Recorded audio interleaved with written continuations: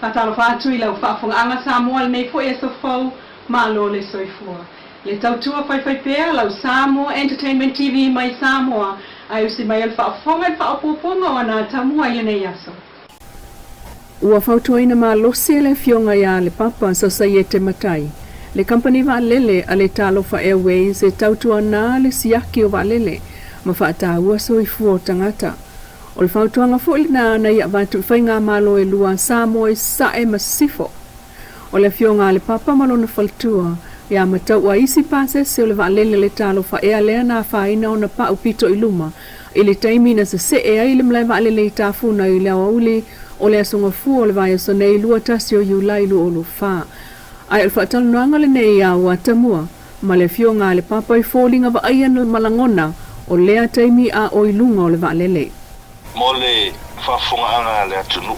Tā o le tasi le uli na tu SMA wa a mai whaleolo mo Tafuna Amerika Samoa. E toa valu matou pasese o a o malo tō lua ma le whingi pālangi ko kasi. Ma le unga li masiana whanau tō la iti ata miti. Ina ua take off mai wa ma nei ai o le matou whainga malanga. Ma nei le aso nangi le leifo I mo ia ina iao ia e sa ma ia il matou whalongolong. Ina ua sau lua au la talata mai Tafuna. Wa mata le whaifo atu le wa ai lalo le male Vaalele. Ia sa mana ia le whaifo atu le wa. Ia ma pa I loa ia pa o ia I tua I le male Vaalele. Ma se e mai ale o le wa ai le male Vaalele. Ia ina ua pa I le pa o loa le o matou whalongo au pa I le pa o le luma I le male Vaalele. Le one way. Ia mana I se kone o se e mai le wa. Ai matou whalongo loa le ngapa o se mea. Ia ua tifa le wa ai le si tu. Alo tau mawhai le ripa I le te tau fiofi le fōuri. Doi tifa I le si tu na uwa ai le ripa I le te toa le lei. O se pailate. E leo se Samoa le tonga sta mai titi. E la ititia. Ai na awe la uwa aftai le. O le wa. O le ise pa. Ala wa se e mai ia. I tau whaingo i e tātou le. O le isu o le wa. O se e mai. I le isu o le wa. Matou wa ia lo yafi wa salalau mai au tafa le si tu ma le si tu ia ma se mai arwa o te fafitai ele ia o le samir wa sa tau fai al pailate ia te pe afi ma le ase me fai e ngai oinga sa fai o te fai le o ina o tulva sa fai le pailate o so mai te tala vai to ia wa le no fo ale ta fo vai to o so ro I fafo ma tau fai e avatu I fafo pasis ia va be atu I fafo le pasese. Ia foi melo le pilot. Matou te tau fituni lesi tu. Ino matou ta mo ele lesi tu. Ni te o murwa. Ia matou ta mo ele na matou. Ia loatu mal pilot. Ia matou fata tali na chef sosoni. A o mai tau ina le te min matou tu ai ina o tupu fa lave. Pe a ma se luas fuma le 2 minute. O matou tu le ai chef sosoni. O moni na a fai o whaafonga mai ko wana mai whainga malo sila I mea ia o le au te mai tauina to I te a whai ata I ta inga I masina uma a ola ua tala matua le au ngā ana tupus whawe lawe mai maoi ola e le ai asef soswan ula upu moni na ola umoli mau na ta wale mua taunu atu ta wale lava al vaenga o Vaalele oio le ofisa o le company Vaalele so atuai male Ika apa ale vaenga o malai Vaalele. Ai o atu fesiri atu ia matou. Po le ale mele tupu. Ia se sira la ia o le o tupu fa lave ai o atu fesiri po le ale mele tupu. Tasina fa no nga. Ele o le leile controlling no malai Vaalele ma. Ia ta ua fo le meu tupu. Ia o le si mea o te tano atu e mi fa mole. O le fia. Matou mai le o matou malai Vaalele. Le ai ma sesi o company Vaalele se ia luatu I o mea matou te ei. O fai atu se tala. E o mai le so. E matou te ta ape mai al malai Vaalele o na walele leise mafau. Pau al mea ia o fale. A o lea la o te mafau. O lea o la pōfoli ni asu. E lea ma sesi o company Vaalele lea. O le Talofa Airways. Se I viri mai. Ma se I saufu sesi se I whatara noa matou. Ia o mafau. I sirin matou feiloa I sa wale fai sa ulo ia. A fai a whafonga mai company Vaalele. Mele tau te o iai. O le whai lau lo ia. Tā te whai loa iai. O le ale whainga o tō ngā ruenga I e whai ai. E tu loa lau sunga emi. Ranga iau ngā mo le atunu. Lai whafonga le atunu. Ya o ngā foi mo le whainga malo Amerika Samoa. Na isa ngā luenga e tasi o whaia. Ia, o lau tanu atuna, usa i o le whaawelawe pe o nā fia ai o mātou tangata. Ia, ai mātou te whaafitai i le atua. Wa sao o mātou ola. A tonu e. O mai le atua nei lau lau mātou tuai whiola i nisi tautanga. Pe a whai e sopo i le mātou soifua mo le ola. Malo whaafitai o nawa e sao noa. O le Vaalele lea ina wo e se mai mawhaleolo. Ele i loa ele ave Vaalele o lo yes whaale tonu le pau i luma o le Vaalele. Ele i loa ele ave Vaalele e se whaale tonu. Na ena e sao noa na land mua pau i tua so o mai ma pau i luma ai mo nai se kone ai ma munu no le pau i luma le tala li lea na e mo li mauwina na e whaalongo na fo ina e mo li mau o le nasa e wa ai atu o tau mawhai ale ave Vaalele wha sa o sao le Vaalele wha tonu tonu. Na yese taimi na e vai atuai e fia pailate, e lua malitua pailate. E tasi al pailate. Na yese taimi na mawhai e el pailate lea ilona ngā luenga na whai wha atope e wala awai ia se fisosoani ile mlai Vaalele, na e moli mawina. Ele ia se taimi no watu to e tau tala stama i se mea. Paua mea no wai atu iai, wa alu a atoro na mawhau ile wha sao ina o le foiuli o le Vaalele. O le mea sa pole ai no mātou tala noa whai mai. Wa laki o le fuli Vaalele. A o lau atu tilo o le toa o le pailati. Nā laina whamanu ina le mātou whai ngā malanga. A tau nuu le Vaalele la pa ui Vaalele la itia ma Vaalele la po afo. E ia tama pe tasi pe lua tama ile malai whaasinsino le vaenga o le malai le e paka ile Vaalele. Na yen tama whapena ilo wa ai. Ia. E sao e, ai ole au rila ia na tu mai e whasir sino. Lea na mua tuar tawari. Arai toso tuai ma le mea holele ave i ako. Tawari ale ngā tuai. Olai e ako, ai whai ngā malanga lea la a tua mātou. Ai fo i whaleolo. E toso tua ma le tawari na i ako. Mātou le alau fuafua i mita, se lau mita pe fia mita le mamao.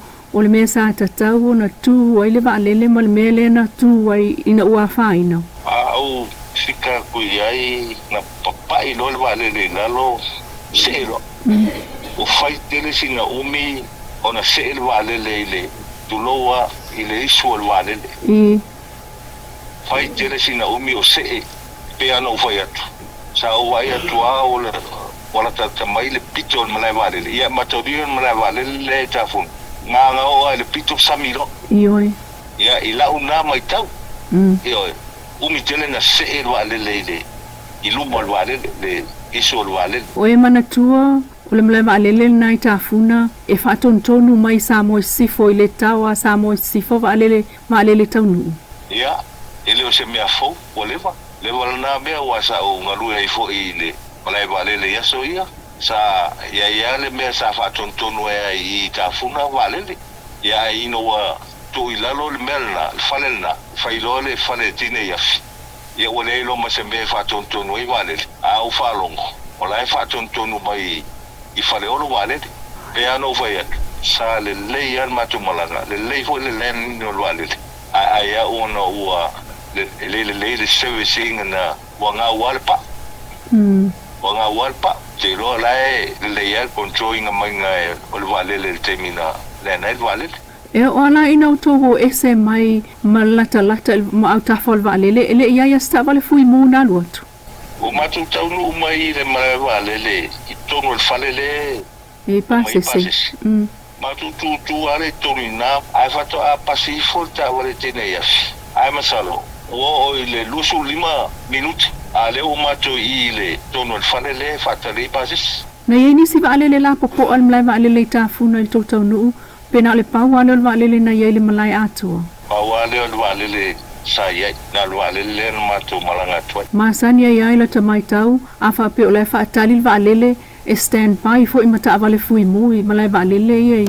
Au nuinga lai fōringa le se ta avale fui mui no stand by a. Ia sa stand by iai o la toast station me iai tutua iale le whale tene iafi. O le ase langona na iai i la wafionga, i le taimi to i le watupul whalavelave, la tau te ilunga o le Vaalele, watupul whalavelave. O le ase langona na iai. Sa o whalono le whehei o tamiti. Ia, malefing palangi ia masiungali ia sa le to fo il mato ai nga ofo atu ipilung fo maulung fo ai sa momo alo teruto o tamaki ole mauto ia fato to atu ama tam fai mai faf Elei foi se taavale le falmai na lua tu whaape ave o tau le falmai siaki tau fatu mo i langona wha ino langona te mu whaape nai so se whalavelave tu whaafosei e masania ia te vai e lai tu taavale le falmai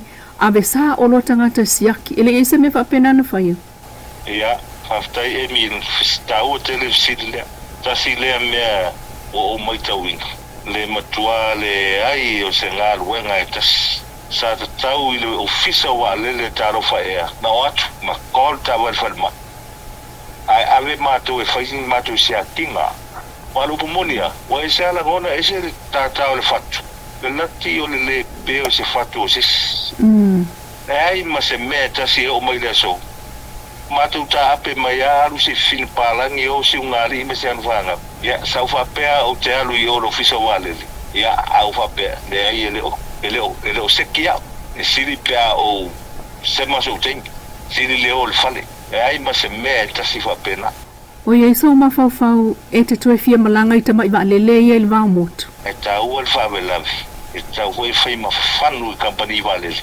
i a service labor awal mana o le tupe ai wa ai saunga le mua le atunu wala o tiro mrai Vaalele o makua ku kumo va ie o mai anga i kukuina ia langa uta ape fo ile fono ale kale si metis e tu mo va ale o mai o lo fionga mal faltua e no fo maui America Samoa o ma uen e no fo America Samoa i futinga sa malanga sia si Samoa sifo pe na usufono na malanga ile conference mato e kale sia faftai ai paualo wanganga fautua ina ai kampani Vaalele ai le nata na o tatu malo i Samoa ma le mato foi malo i Amerika Samoa awane i fata mala i ora o tangata o le atunu pe se mea noa ta ua tele mea ia o lati o mato le afaina ia ai mo le atunu ato i se malanga ina ta foi in fai male soni ia o la ule tala no atu e mitu sa i ole ta ua tele a fai fa fonga foi il fai nga malo ia tau tua nā maoto ia malo whalwa o le fionga le papa mal faltua ia matau e no fo maui futinga i Amerika Samoa sa awai le konferenisi tele le kalisia me tisi upolu i le whamantunga o le ono se fulu tausanga tolu vai asa o tapua ia le usunga fono ala lātou e kalisia o sa vali ai nei le ono tausanga talu na litaya mai ngā lue ngā le malo sa ngā lue ai i le vaenga wa o ngā le territory al tātou Lipoti Faapitoa na o le nei tae ao ia tamu o le nei aso Whaftai lau whaafonga le tautua whai pea le Samoa Entertainment TV mai Samoa i le nei fo i tūla.